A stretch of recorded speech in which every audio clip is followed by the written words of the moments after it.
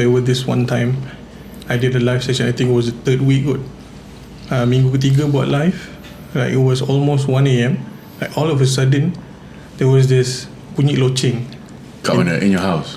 I don't know if it's inside or outside, but at that time masa tu like the viewers can also hear it. Oh. It's because my mic doesn't have like noise cancellation. Right, yeah. Right, you hear everything. Yeah, so even though let's say I knock at this door, so I mean they will hear.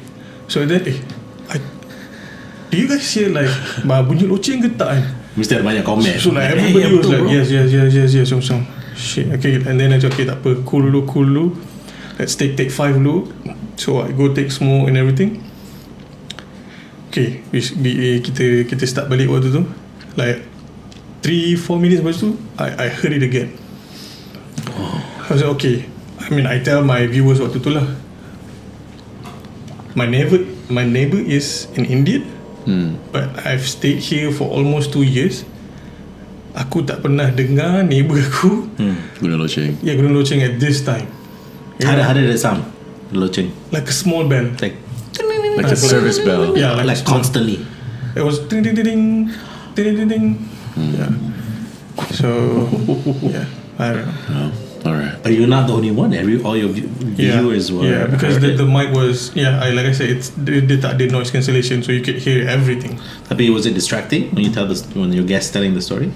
No, nobody was on the box at that time. Tak ada orang yang waktu tu. So waktu tu dah habis ke apa tu. Okay, so I was about to close the session. Alright. Yeah. But after that, so every time I wanted to start live, so bila dah live tu, so I can bagi tu, so everybody who's in this live, just recite something with me, and like just to protect yourself before you start anything.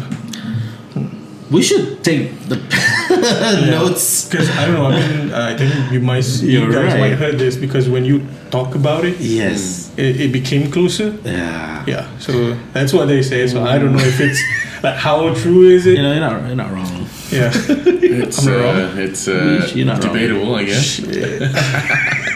I mean, from the whole all this while doing this, because I live here, right? So all this while doing the stories here, we've had a few things that was a bit weird, but I think this the weirdest moment was I think 3-4 episodes ago, Ian's episode, when he was the first person that told us, "Hey, can you tutup your curtain because he can see stuff." But he memang can. He grew up with that. He was born with it.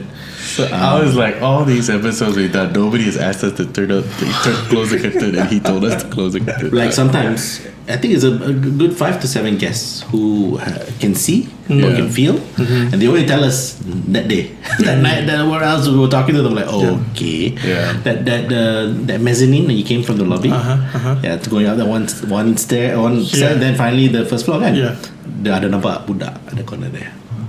So you have to go back down and have it. I mean, if it's a Buddha, okay, I'm fine. Okay. If it's a Buddha, but if it's an adult, dan apa budak lah, like a full size adult, then I might call the guy. Yeah.